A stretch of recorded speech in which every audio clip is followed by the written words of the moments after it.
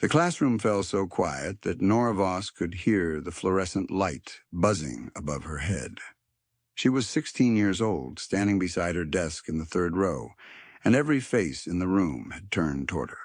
Some of them wore expressions of pity. Most of them wore something closer to entertainment.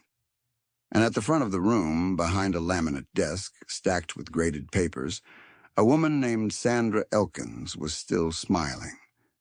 That smile was the part Nora would remember longest. Not the words, though the words were precise and carefully chosen, designed for maximum damage in an audience of 30. Not the laughter that rippled through certain corners of the room after those words landed.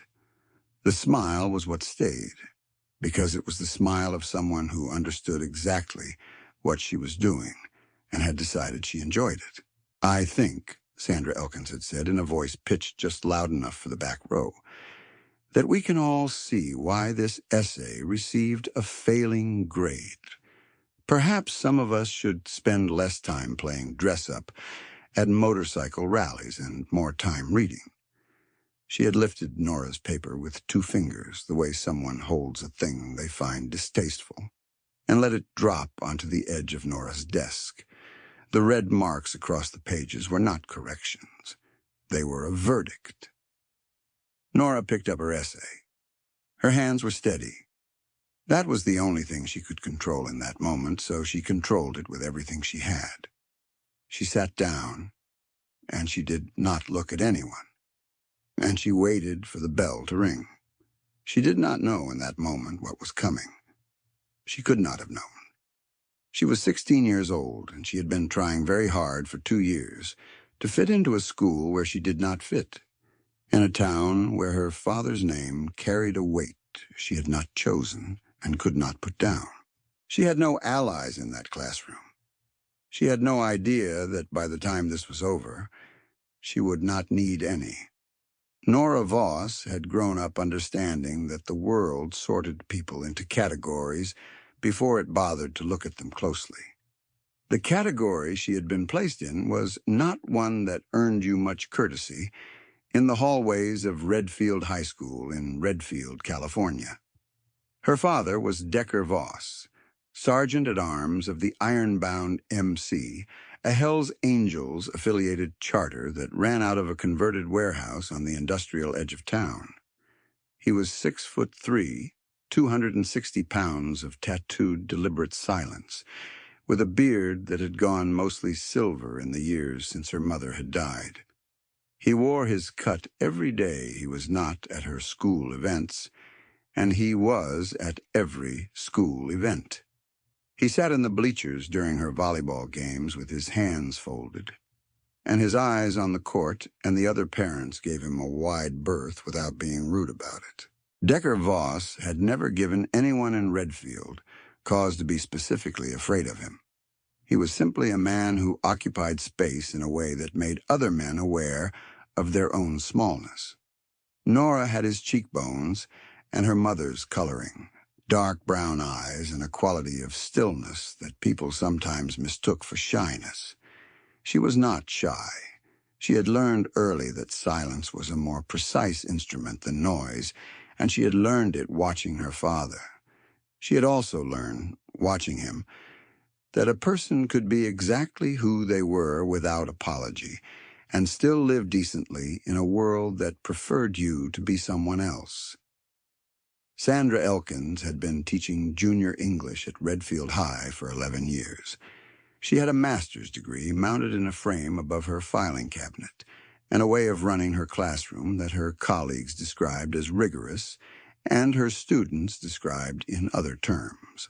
She drove a cream-colored sedan and wore her hair in a careful knot, and she had a particular gift for identifying the student in any given class who could be diminished most efficiently, the one whose embarrassment would land with the most satisfying thud and produce the longest-lasting quiet in the room.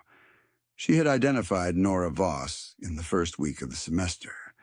The essay in question had been assigned on a Monday and due the following Friday. The topic was personal narrative, a significant experience and what it taught you. Nora had written about the summer she was 12, riding on the back of her father's Harley from Redfield to a rally in the valley, and what she had understood about loyalty and belonging when she watched the charter arrive in formation at a campground full of strangers who all stood and nodded in acknowledgement. It was not a glamorous essay. It was not especially sophisticated. It was, her previous teacher would have told her, honest and precise and carrying a genuine emotional truth in its final paragraph. Sandra Elkins had given it a 53 and written the phrase, "lacks appropriate cultural reference points" in red across the top. Nora did not tell her father about the essay. She did not tell him about the classroom incident, the lifted paper, the two-fingered performance, or the remark about dress-up and rallies. She told him dinner was good, that school was fine, and that she was going to read in her room.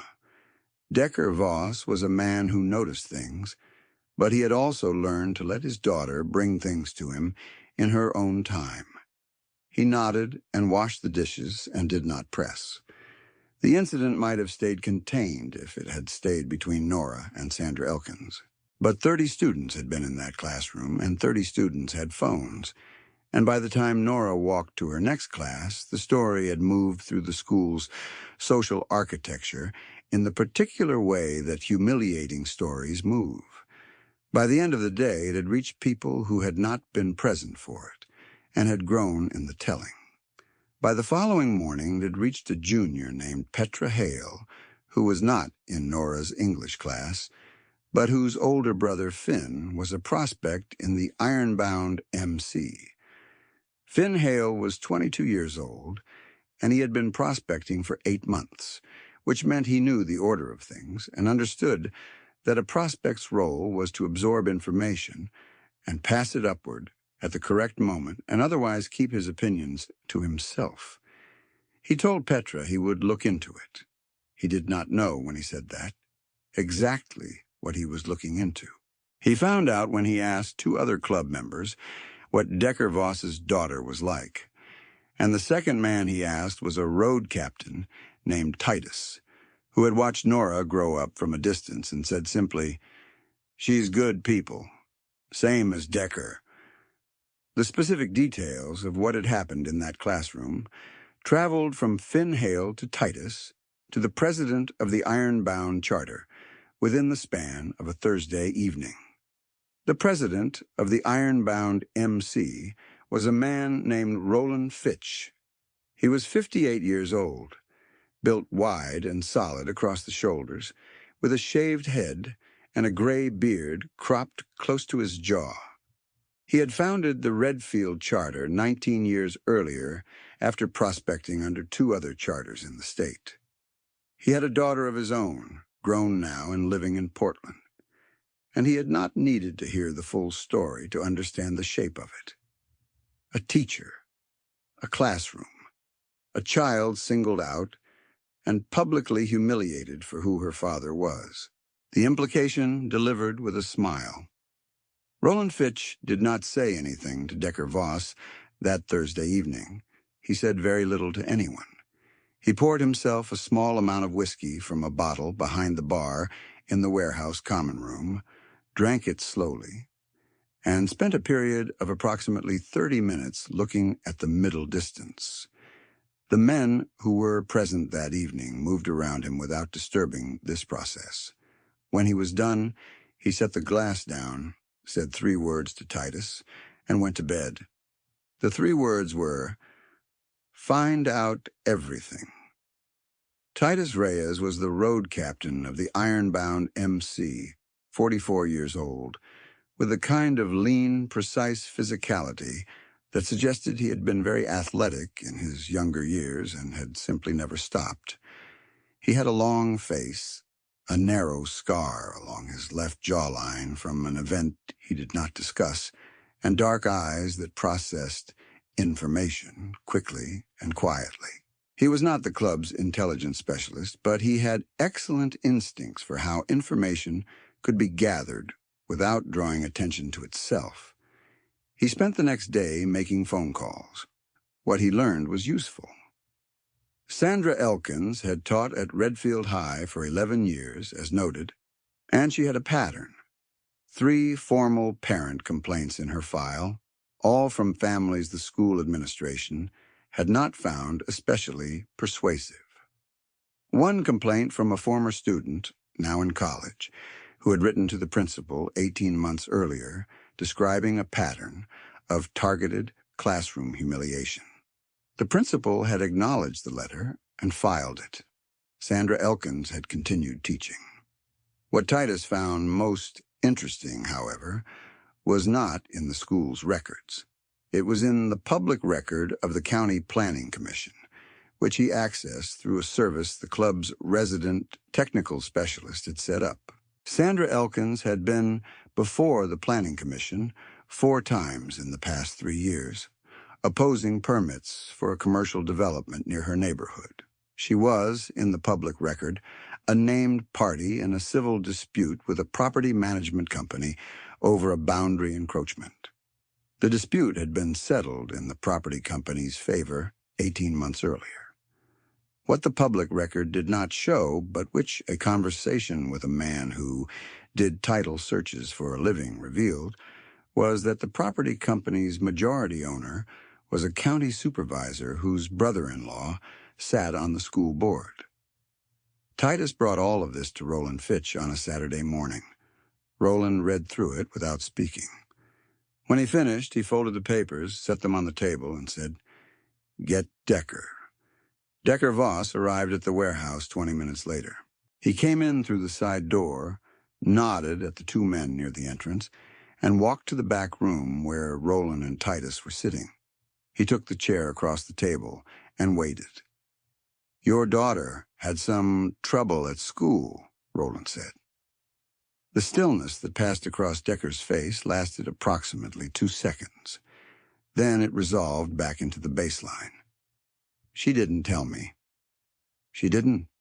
Somebody else did." Roland outlined what Titus had gathered. He was concise and complete, and he did not add commentary. When he finished, Decker was quiet for a moment. "How bad was it?" Decker said. It was not quite a question. "Bad enough that 30 kids saw it and it moved through the school the same day," Titus said.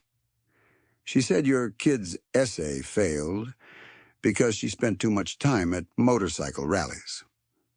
Decker's jaw tightened once. He released it. "What are you thinking?" he said to Roland. Roland looked at the folded papers on the table. "I'm thinking that a woman who has 3 complaints in her file and a letter from a former student and a cozy relationship with the school board through someone else's brother-in-law has been doing what she does for a while because nobody who could make her stop has ever bothered. I'm thinking we're going to bother." Decker nodded slowly. "I want to handle this right." "You're going to handle this exactly right," Roland said, "because you're going to let us be there when you do." The plan that emerged from that Saturday conversation was not complicated. It was not loud. It relied on the careful application of information in the correct setting, which was a skill the ironbound charter had refined over a number of years, for reasons that had nothing to do with school teachers and everything to do with the principle that power exerted without accountability eventually encounters a force it cannot calculate. Titus would prepare a summary of what he had found. A member of the charter named Danny, who had, before joining the club, worked for 2 years as a paralegal, would review it for anything that could be formalized into a complaint that would have teeth. Decker would request a conference with the principal and Sandra Elkins on Monday morning. He would not go alone. The plan did not include noise or theatrics. It included presence. It included the very specific weight of what it meant when a man like Roland Fitch decided to put on his cut and sit across a table from someone who had believed themselves entirely protected. Nora did not know about the Saturday meeting. She went to volleyball practice, came home, ate the dinner her father had made, and noticed that he was quieter than usual, but attributed it to tiredness. He asked her how school was going. She said fine. He looked at her for a moment in a way she recognized as careful attention, but did not press, and she did not volunteer anything. She had decided, with the pragmatic armor of a 16-year-old who has learned to absorb things quietly, that the essay incident was something she would simply endure until it became the past. She was halfway through her homework when her phone showed a message from Petra Hale, who was not a close friend but was a known quantity, a girl who existed in adjacent social territory without being unkind. The message said only, "Don't stress about what happened in Elkin's class. People think you handled it well." Nora looked at the message for a long moment. She set her phone face down and went back to her homework. She did not wonder who had told Petra. She did not wonder why Petra was mentioning it. She had other things to think about. She discovered on Sunday evening that her father was going to her school on Monday morning. She discovered this because she came into the kitchen for water at 11 o'clock at night and found him at the table with a yellow notepad and his reading glasses, which he only wore when he was working through something that required sustained attention. He looked up when she came in. He took the glasses off. He said, "Sit down for a minute." She sat down. He told her what had been reported to him. He did not say who had reported it, which she noted.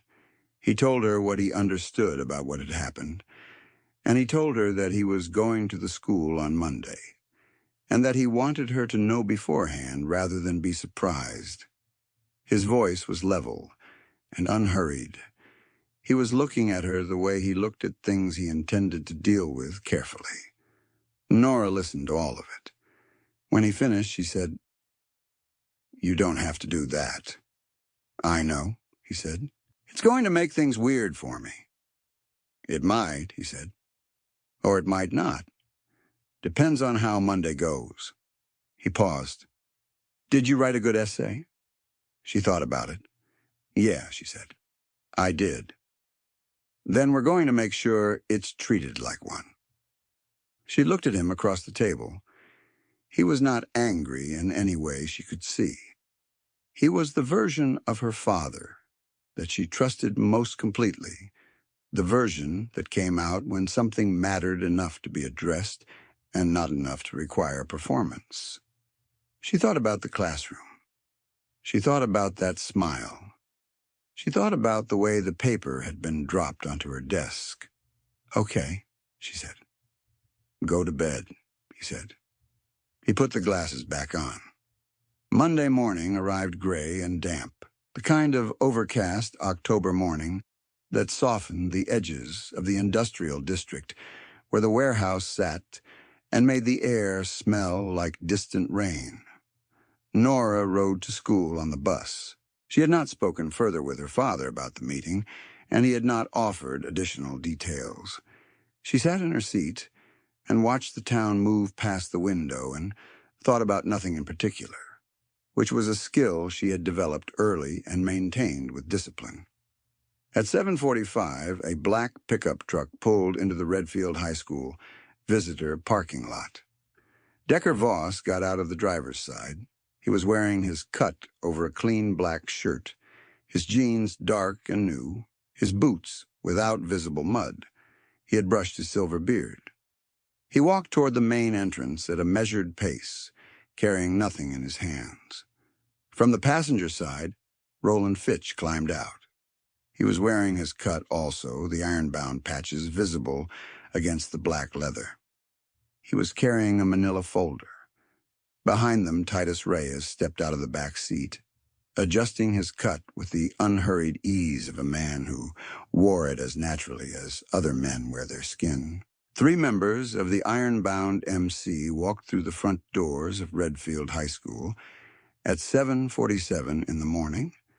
The woman at the front desk, whose name was Gloria and who had worked at the school for 14 years, looked up from her monitor, looked at the 3 men, and said, "Good morning. Can I help you?" Decker Voss, Decker said. I have a conference scheduled at 8 with Principal Harmon and one of the teachers. Gloria checked her screen. Of course, she said. I'll let him know you're here. She picked up the phone. Her voice, when she spoke into it, was entirely professional. She had seen things at this front desk over 14 years, and whatever she thought about 3 leather-cut men standing in her lobby, she kept it behind her expression with practiced competence. They waited in chairs along the wall. Roland set the manila folder on his knee. Titus sat with his arms crossed, not reading anything, not looking at his phone, simply present in the way of a man who finds waiting straightforward. Decker watched the far wall. A student walking past the lobby glanced in and slowed. A second student, coming from the other direction, saw what the first one was looking at and also slowed. The information moved from there. Sandra Elkins arrived at the principal's office at 2 minutes before 8, carrying her grade book and a travel mug. She had been told that one of her students' parents had requested a conference. She was not worried. She had attended dozens of parent conferences over 11 years, and she had a method for them that was almost mathematical in its reliability. She would be sympathetic, measured, and fundamentally unmovable. She would suggest that the student would benefit from additional support. She would imply, without stating, that the parent's complaint was the product of their child's inability to meet rigorous academic standards. It had always worked. The parents who came to see her were generally intimidated by the institutional register she commanded in her own building. She walked into the principal's anteroom and stopped. 3 men in leather cuts were seated along the far wall. The largest one, with the silver beard and the stillness, turned his head and looked at her. The second, older one, with the shaved head and the gray, close-cropped beard, was holding a manila folder on his knee and watching her with an expression that contained no particular emotion. The third, lean and long-faced, was looking at the floor. None of them stood. None of them spoke. Sandra Elkins's travel mug made a small sound against her grade book because her hands had adjusted their grip. Principal Harmon appeared in the inner office doorway. He was a soft-spoken man in his late 40s who ran a generally decent school and had, over the years, developed the specific administrative quality of believing that most problems could be resolved through careful communication. He had approved the conference because Decker Voss's request had been polite and specific, and he had noted the names of the attendees Decker had provided when he requested the meeting. He had done a small amount of reading since. He said, "Mr. Voss, please come in, all of you." The office had a round table. Roland set the folder on it. Harmon sat at the head. Sandra Elkins took the chair nearest the door, which Harmon noticed.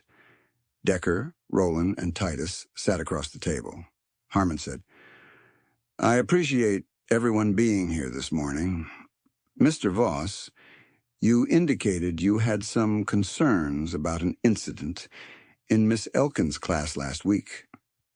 "I do," Decker said. His voice was the low, unhurried register he used for things that required precision. "My daughter wrote an essay. The assignment was personal narrative.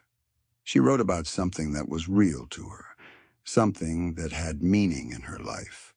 The essay was failed, and she was publicly mocked in front of the class for the subject matter." Harmon looked at Sandra Elkins. Sandra Elkins put her gradebook on the table. "The essay didn't meet the assignment criteria," she said. "I applied consistent standards." "The assignment criteria were a significant experience and what it taught you," Decker said. "That's what she wrote." "The essay lacked appropriate reference points," Sandra said. The phrase came out of her with the fluency of something repeated enough times to feel like fact. For a junior-level college prep course, students are expected to engage with a broader cultural framework. Roland Fitch opened the manila folder. He did not make a performance of it. He simply opened it and removed 3 sheets of paper and placed them in a row on the table, facing Sandra Elkins and Principal Harmon. "This is your complaint file," he said.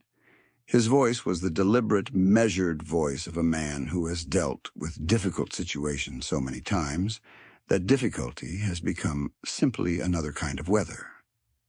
3 formal complaints from parents, 1 letter from a former student, all describing the same pattern, targeting specific students for classroom humiliation, selecting them based on characteristics that the state's education code identifies as protected.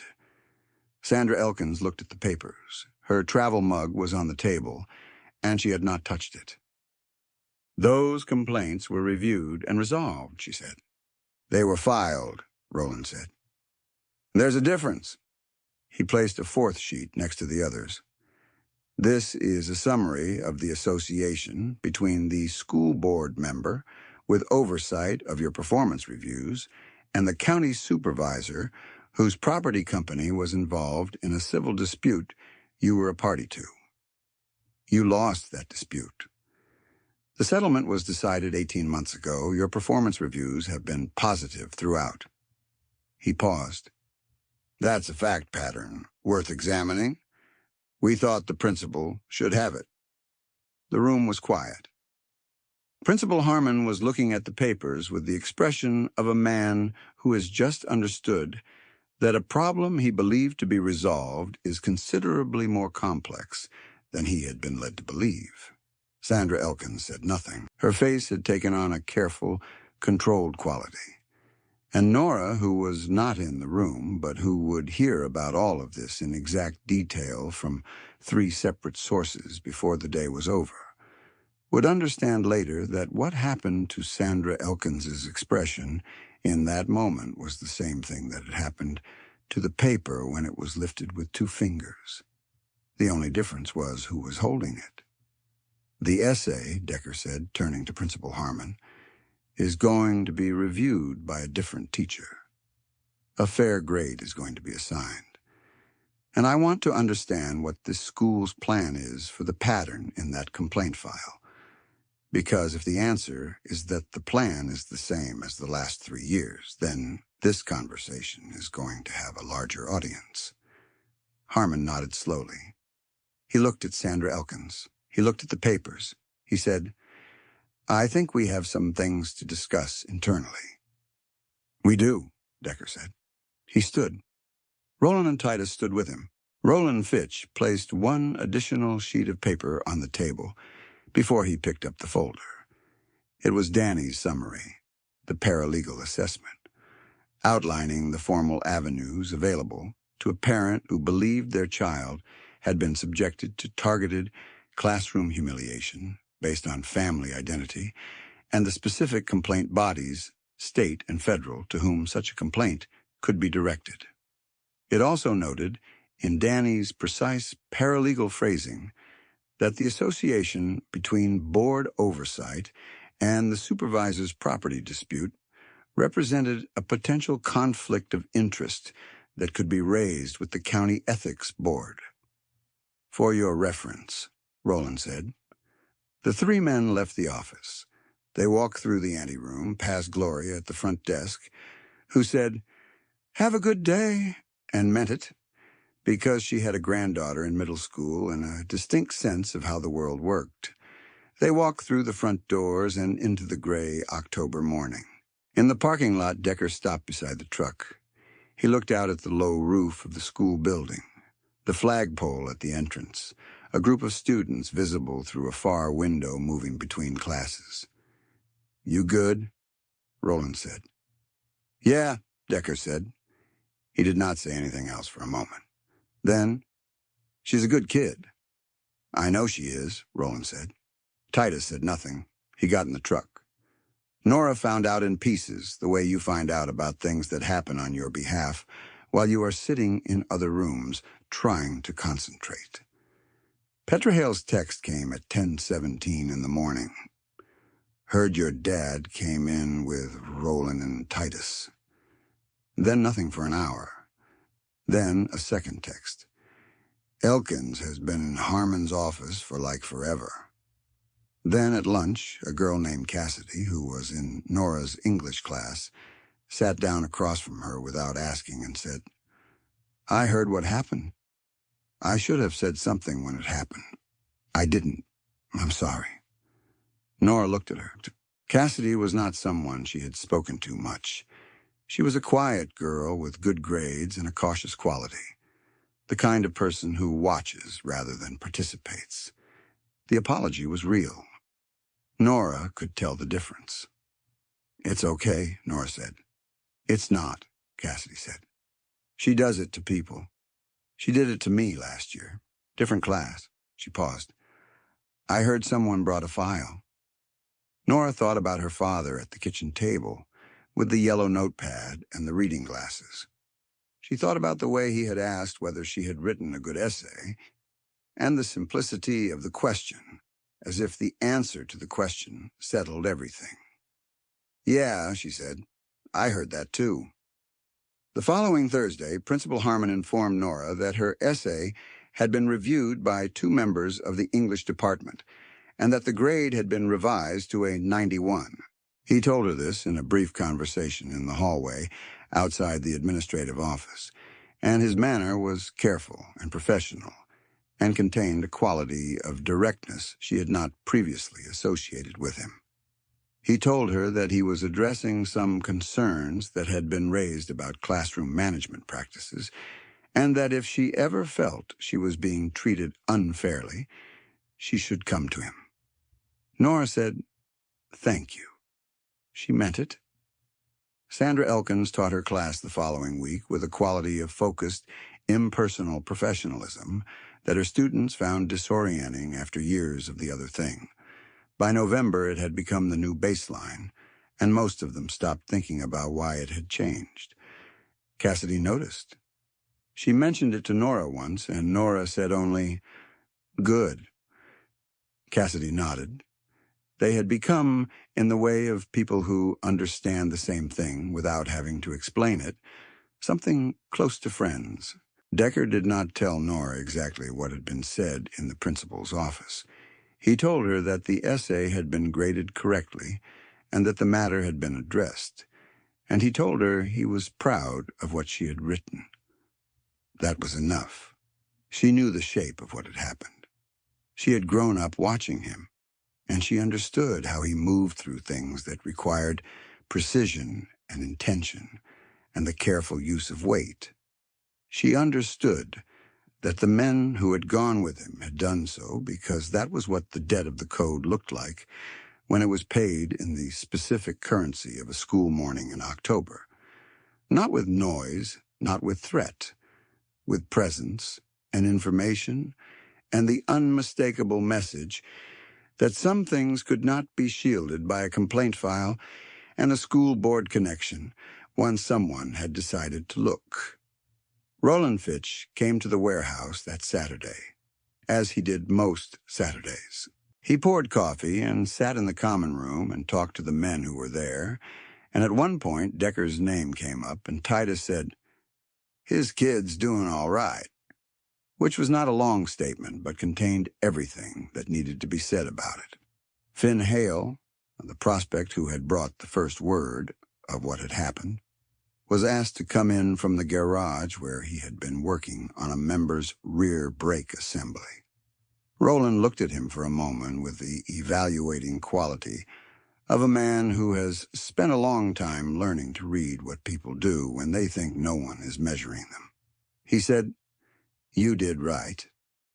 That was all he said. Finn nodded and went back to the garage, and the warmth in his chest from those 3 words would stay with him for a long time, because in the world he was working his way into, those 3 words from that particular man were not a small thing. Nora's essay, the revised version with the 91 written in red at the top and no other marks, went into the folder she kept of things that mattered. Her mother's photograph was in that folder. A letter from her seventh-grade teacher who had written to say she was one of the most precise thinkers she had encountered in 20 years of teaching. A stub from her first volleyball tournament. The essay was about riding on the back of a Harley in the valley heat, about the way a formation of motorcycles could look like a statement of belonging written in steel and chrome, about what she had understood at 12 years old, watching strangers stand and nod at her father's charter as they pulled in. She had written in the final paragraph that belonging was not something you could earn from institutions, that it was made from acts of loyalty too small to be formally recorded, the kind that accumulated over time into something that held like a structure. She had written that she understood this because she had seen it from the back of her father's bike, moving through the valley at 70 miles an hour with the smell of sage and exhaust, and the low, steady thunder of engines behind her. The 91 was a fair grade. She knew it. The two English department members who had read it had noted in the margins that the central metaphor was original, and the final paragraph was strong. She was glad they had said so. She was not surprised they had said so. She had known, from the moment she wrote it, that the essay was honest and true, and she had grown up understanding that honest and true things had a particular kind of weight that persisted even when someone tried to lift them with 2 fingers and let them fall. She was riding with her father on a Sunday 3 weeks later, the two of them out on a long loop that took them north through the scrub hills and back around through the valley, when she understood something she had been turning over since the October morning. She was watching the back of his cut, the patches and the death's head insignia that had been part of her visual world since before she could read, and she thought about the 3 men walking through those front doors. She thought about the manila folder on the round table. She thought about Roland Fitch's voice saying simply, "That's a fact pattern worth examining." She thought about how none of it had been loud, how all of it had been precise, how the thing that had crushed a woman who had wielded a classroom like a weapon for 11 years had not been a threat or a demonstration of force, but the patient accumulation of documented truth, applied in the right room at the right time in front of the right person, carried there by men who understood that some things could not be protected by institutional convenience once someone with the stillness and the will to look had decided to look. She had written in her essay that belonging was made from acts of loyalty, too small to be formally recorded. She thought, on the back of that motorcycle, moving through October air that smelled of sage and coming rain, that she would need to revise that sentence. Some acts of loyalty were not small. Some of them walked through a school's front doors in leather cuts and sat down at a table and opened a folder and said, without drama and without apology, here is what happened to her, and here is what you are going to do about it. She did not say any of this out loud. The engine was too loud for conversation, and it was not the kind of thing that needed to be said. Decker Voss knew everything about what his daughter was thinking, the same way he had always known. Not because she told him, but because she was, as Titus had said with complete accuracy, the same as Decker. And Decker Voss, riding the long curve down toward the valley floor, with the sun going low and orange ahead of them and the smell of sage and asphalt and the particular quality of California autumn that he had loved his whole life, felt something he did not have a name for settle in his chest and stay there. The road widened ahead of them. The valley opened. The bike ran clean and straight under the long sky. She was his. He was hers. Whatever came, that was settled. She thought about it again the next morning, when she was eating cereal at the kitchen table, and her father was pouring coffee, and the house had the particular Saturday morning quality of unhurried time. She had been thinking about the essay revision, about what she would write if she were assigned the same topic again now. The question of belonging, where it came from and how you knew when you had it. Her English class had moved on to other assignments. They were reading a novel she found intermittently interesting and mostly predictable, the kind of story where you could feel the author building towards something and could see the scaffolding through the walls. She sat in that classroom now with a different relationship to it. Not more comfortable, exactly, but more settled. The seat she occupied was hers in a way it had not quite been before, because she had come through something in that seat, and the seat had held. Cassidy sat 2 rows over and to the left. They had taken to walking to the next class together after English, a 5-minute exchange through the hall that had become, without being formally declared, a fixture of the week. Cassidy had told her, in pieces, about the time 2 years earlier when Sandra Elkins had held up her history paper in a different class, one Cassidy had taken as an elective, and read aloud from it in a voice that made the class laugh. The paper had been about her grandmother, who had come to California from Mexico in the 1970s and had built a business cleaning houses before opening her own cleaning company. Cassidy had been proud of that paper. She had spent a week on it. Sandra Elkins had described it, in the voice she used for these performances, as a lovely family anecdote that struggled to rise to the level of historical analysis. Nora had listened to this without interrupting. When Cassidy finished, she said, "Did you ever tell your family?" Cassidy was quiet for a moment. "My grandmother," she said. "She said that teacher does not know what history is." Nora thought her grandmother was exactly right. There was a quality to those October and November weeks that she would remember later with a sharpness that surprised her, not because everything was resolved and peaceful, but because she had moved through something, and the moving had changed the texture of her days in a way that was difficult to articulate. She had not become someone different. She was exactly who she had been, the girl who learned silence as an instrument from watching her father, the girl who understood that belonging was built from small acts of loyalty over time. What had changed was the specific knowledge, now lodged somewhere below thinking, that her world was not without weight, that when something was done to her that was unjust and deliberate, it did not disappear into the air. It was seen. It was recorded. It was carried somewhere by someone who understood its exact significance. She played the best volleyball of her season in November, focused in a way she had not quite managed in September. Her coach, a compact, energetic woman named Bev, who had been coaching at Redfield High for 9 years, told her after a Thursday evening match that she was playing with an authority she had not had at the season's start. Nora nodded. She did not know exactly how to explain it, so she said only, "I figured some things out." Bev said, "Good. Happens to the best of them."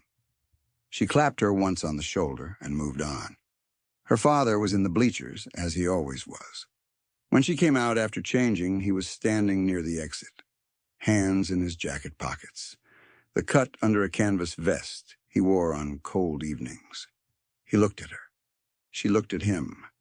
She thought about the kitchen table at 11 at night, the yellow notepad, the reading glasses. "Good match," he said. "Yeah," she said. "It was." They walked to the truck in the cold November dark. The parking lot lights made the asphalt gleam. Somewhere in the industrial district, a long way off, she could hear the low rumble of motorcycles, the sound she had heard all her life, as the auditory signature of the world she had grown up beside.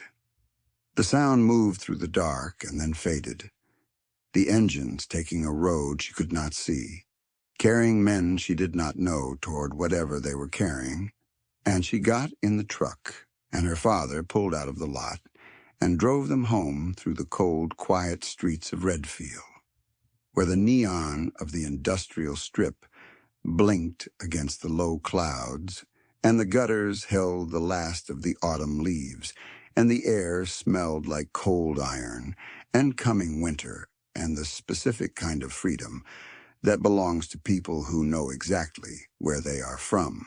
If this story landed somewhere in your chest and stayed there, consider sharing it with someone who understands what it means when the people who love you move quietly and precisely on your behalf. Like, share, and subscribe so you don't miss the next story from this world.